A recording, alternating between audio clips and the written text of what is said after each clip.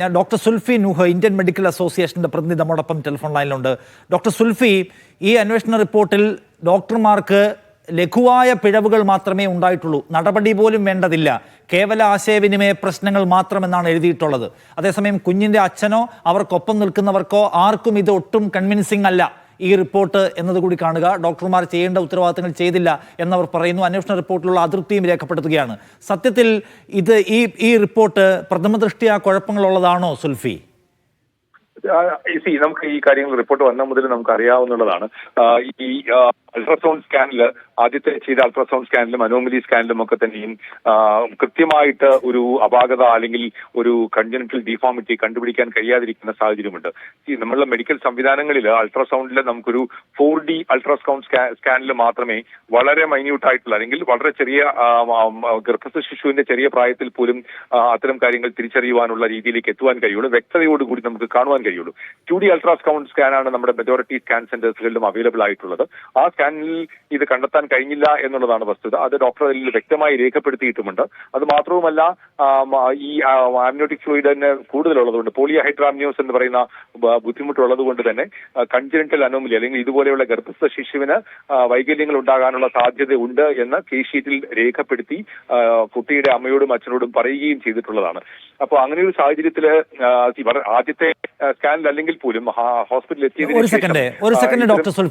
ഒരു second doctor Zulfi, Aneesh താങ്കൾ തുടരുന്നുണ്ടോ? കുട്ടിയുടെ അച്ഛനോടും അമ്മയോടും വൈകല്യങ്ങളുടെ സാധ്യതയെക്കുറിച്ച് കമ്മ്യൂണിക്കേറ്റ് ചെയ്തിട്ടുണ്ടെന്നാണ് ഡോക്ടർ സുൽഫിയും പറയുന്നത്. ഇല്ല, അത് പച്ചക്കള്ളത്തിലാണ് സാറേ. കാര്യം ഈ അനോമലി സ്കാൻ ചെയ്യുമ്പോഴത്തേക്ക് എന്റെ കയ്യിലുള്ള റിപ്പോർട്ടില് no major case in the scene എന്നാണ് കാണിച്ചിരിക്കുന്നത്. അപ്പൊ പിന്നെ ഞാൻ അനോമലി ഒന്നുമില്ല. ഡോക്ടർ സുൽഫി, എന്റെ വൈഫിനെ ട്രീറ്റ്മെന്റ് ചെയ്യുന്ന ഗൈനക്കോളജിസ്റ്റ് ആണ്. ഡോക്ടർ സുൽഫി, ഇത് കേൾക്കുക. അതായത് നിങ്ങൾ പറയുന്നത്, ഡോക്ടർ സുൽഫി, നിങ്ങൾ പറയുന്ന USGയുടെ പലതരം സാധ്യതകളെക്കുറിച്ചും അതിൻ്റെ പരിമിതികളെക്കുറിച്ചും ഒക്കെയാണ്. പക്ഷേ ഒരു മനുഷ്യൻ, ഒരു സ്ത്രീ അല്ലെങ്കിൽ അവരുടെ ഒരു പേരൻസ് അവർ ഡോക്ടർമാരെ സമീപിക്കുന്നത് നിങ്ങൾ ഒരു അവസാനത്തെ അഭയകേന്ദ്രം, ആശ്രയം എന്ന നിലയ്ക്കാണല്ലോ. അപ്പോൾ അവിടെ നിന്ന് പരമാവധി വ്യക്തതയുള്ള വിവരങ്ങൾ കിട്ടുക എന്നുള്ളൊരു റൈറ്റ് രോഗിക്ക് അല്ലെങ്കിൽ ഈ പറയുന്ന അമ്മയ്ക്കുണ്ട്. അത് കിട്ടിയില്ല എന്ന് വെച്ചാൽ ആരാണ് അതിന് ഉത്തരം പറയേണ്ടത് ഡോക്ടർ സുൽഫി?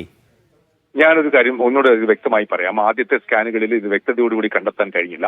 ആശുപത്രിയിൽ അഡ്മിറ്റ് ചെയ്തതിനു ശേഷം എടുത്ത സ്കാനിൽ പോളിഹൈഡ്രാംനിയോസ് ഉണ്ടെന്നും അതായത് ഫ്ലൂയിഡിന്റെ അളവ് കൂടുതലാണെന്നും അത് വ്യക്തമായി രേഖപ്പെടുത്തുകയും രോഗിയോട് പറയുകയും അത് കേസ് ഷീറ്റിൽ രേഖപ്പെടുത്തുകയും ചെയ്തിട്ടുണ്ട്. അത് അവർക്ക് ഇപ്പോൾ അറിഞ്ഞുകൂടാ എന്ന് പറയുന്നത് എന്തുകൊണ്ടാണെന്ന് അറിയില്ല. ആദ്യത്തെ കാര്യം. രണ്ടാമത്തെ കാര്യം ഉദ്ദേശിക്കുന്നത് അതൊന്ന് പറഞ്ഞേ. അതായത് ഞാൻ ഈ പറഞ്ഞ ബുദ്ധിമുട്ടുകൾ ഉള്ള അല്ലെങ്കിൽ പോളിഹൈഡ്രാംനിയോസ് ഹലോ അല്ലല്ല, ആ കാര്യത്തിൽ ഒരു തർക്കമുണ്ട്.